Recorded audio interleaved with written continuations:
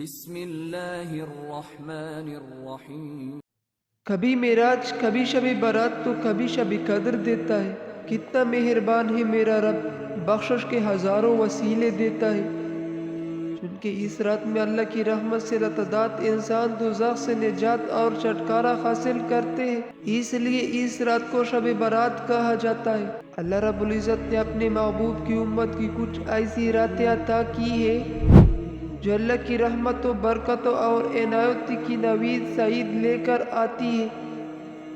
شہزادی رحمت اللہ علیہ نے کیا خواب کہا تھا کہ رحمت خاک بہانے میں جاوید یعنی اللہ رب العزت کی رحمت اپنے بندوں کی بخشش کی بہانے تلاش کرتی ہے۔ یہ عظیم اور ببرکت راتیں اللہ کی رحمت کے حصول کی بہانے ہی تو ہے۔ ان بابرکت راتوں میں سے ایک رات شب برات ہے۔ شب برات کا مطلب ہے نجات اور چھٹکارے کی رات، چونکہ اس رات میں اللہ کی رحمت سے لتعداد انسان دوزخ سے نجات اور چھٹکارا حاصل کرتے ہیں، اس لیے اس رات کو شب برات کہا جاتا ہے۔ شب قدر کے بعد یہ رات تمام راتوں سے زیادہ ببرکت رات ہے۔ امام غزالی مکاشفۃ القلوب میں فرماتے ہیں کہ جس طرح مسلمانوں کے لیے 2 عیدیں ہیں، اسی طرح فرشتے کے لیے بھی 2 عید کی راتیں ہیں، جن میں سے ایک شب برات ہے اور دوسری شب قدر۔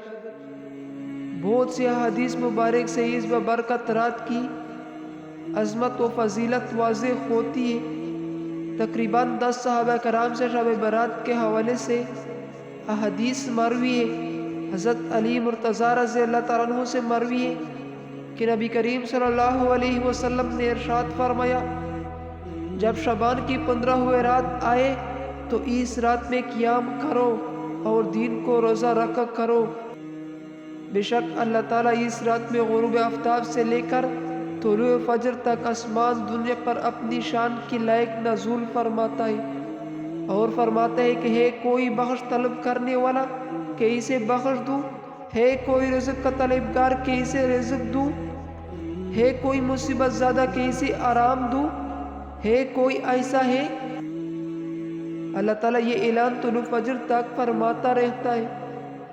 حضرت عائشہ رضی اللہ تعالیٰ عنہ اس رات کے حوالے سے نبی کریم صلی اللہ علیہ وسلم معمول کا ذکر بھی کیا ہے۔ آپ رضی اللہ تعالیٰ عنہ کہتی کہ میں نے ایک رات نبی کریم صلی اللہ علیہ وسلم نہ پایا تو میں آپ صلی اللہ علیہ وسلم کی تلاش میں باہر نکلے تو دیکھا کہ آپ صلی اللہ علیہ وسلم بقیع قبرستان میں ہے۔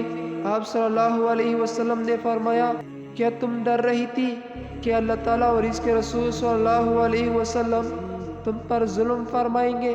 میں نے عرض کہ یا رسول اللہ، میرا گمان تھا کہ آپ صلی اللہ علیہ وسلم اپنی کسی زوجہ کے ہاں گئے ہوں گے۔ پھر آپ صلی اللہ علیہ وسلم نے فرمایا کہ بے شک اللہ تعالیٰ شعبان کی 15ویں رات کو آسمان دنیا پر اپنے شان کی لائق نزول فرماتا ہے اور قبیلہ بنی کلب کے بکری کے بالوں سے زیادہ تعداد میں لوگوں کی مغفرت فرماتا ہے۔ قبائل عرب میں قبیلہ بنی کلب سے سب سے زیادہ بکریاں پالنے کے حوالے سے مشہور تھا۔ اس مقام پر قبیلہ بنی کلب کی بکریوں کا ذکر یہ واضح کرنے کے لیے کیا گیا کہ جس طرح قبیلہ بنی کلب کے بکریوں کی بال گننا ناممکن ہے، اس طرح اللہ تعالیٰ اتنے افراد کو جہنم سے آزاد فرماتا ہے جنہیں احاطہ شمار میں لانا ناممکن ہے۔ اس طرح نبی کریم صلی اللہ علیہ وسلم نے ایک مقام پر اس امر کا ذکر فرمایا کہ اس رات میں اللہ تعالیٰ کتنے لوگوں کو جہنم سے آزاد فرماتا ہے اور کون سے ایسے لوگ ہیں جو اس عظیم رات میں بھی اس کی رحمت سے محروم رہتے۔ حضرت عائشہ رضی اللہ تعالیٰ عنہ سے مروی ہے کہ نبی کریم صلی اللہ علیہ وسلم نے فرمایا، میرے پاس جبرائیل آئے اور کہا کہ شعبان کی 15ویں رات کو اللہ تعالیٰ اتنے لوگوں کو جہنم سے آزاد فرما دیتا ہے جتنے قبیلے بنی کلب کی بکری کے بال ہیں، مگر مشرک، دشمنی رکھنے والا، قطع تلقی کرنے والا، بطور تکبر لٹکانے والا، والدین کے نافرمان اور عادی شرابی کی طرف نظر رحمت نہیں فرماتا۔ مندرجہ بیلہ حدیث میں مذکور محروم افراد کے علاوہ دیگر احادیث میں ایسے مزید افراد کا ذکر ملتا ہے جو اس ببرکت رات میں بھی اللہ کی رحمت سے محروم رہتے۔ مختلف احادیث سے پتہ چلتا ہے کہ تقریباً 10 قسم کے افراد ہیں جن کے اس ببرکت رات میں بھی بخشش و مغفرت نہیں ہوتی۔ ان افراد میں مشرک، کینہ، اپنے مسلمان بہن بھائیوں سے دشمنی رکھنے والا، عادی شرابی، عادی زنی، کسی کو ناحق قتل کرنے والا، والدین کا نافرمان، قطع تعلق کرنے والا، بطور تکبر اور چغلی کرنے والا شامل ہے۔ ان تمام احادیث سے اس رات کی عظمت و فضیلت سے آیا ہے۔ اسی طرح مختلف روایت سے یہ بات بھی ثابت ہے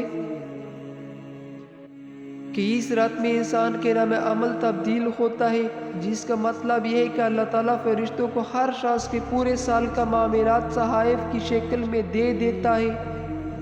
یہاں یہ حقیقت واضح رہے کہ ہماری تقدیر میں سب کچھ پہلے ہی لکھ چکا ہے۔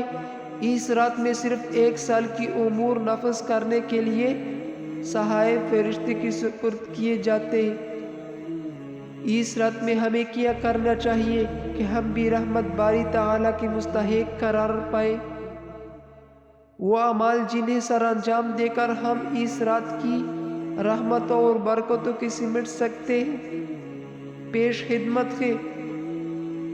نمبر 1، سب سے پہلے اللہ تعالیٰ سے سچے دل سے توبہ کرے تاکہ ہمارے نام بھی اس رات میں جہنم سے آزاد ہونے والوں کی فہرست میں شامل ہو جائے۔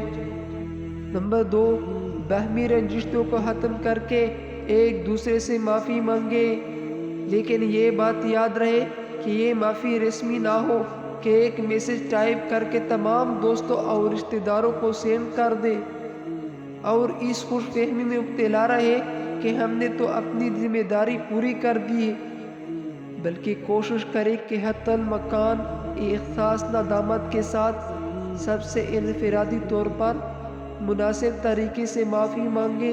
نمبر 3، اپنے والدین سے معافی مانگے اور ان کی خدمت کرنے کا پختہ عہد کرے جن کے والدین اس جہان سے فانی سے رخصت ہو چکے ہیں۔ وہ ان کے لیے دعائے مغفرت کرے۔ نمبر 4، اس رات میں قبرستان جنت سنت نبوی صلی اللہ علیہ وسلم ہے، اس لیے اگر ممکن ہو تو قبرستان جانے کا اہتمام کرے۔ نمبر 5، بقدر وسعت ذکر و اذکار، درود شریف اور تلاوت قرآن کریم کے اہتمام کرے۔ 3 مرتبہ سورۃ الیاسین اور 7 مرتبہ سورۃ الدخان پڑھے۔ نمبر 6، نوافل کی ادائیگی کا اہتمام بھی کرے۔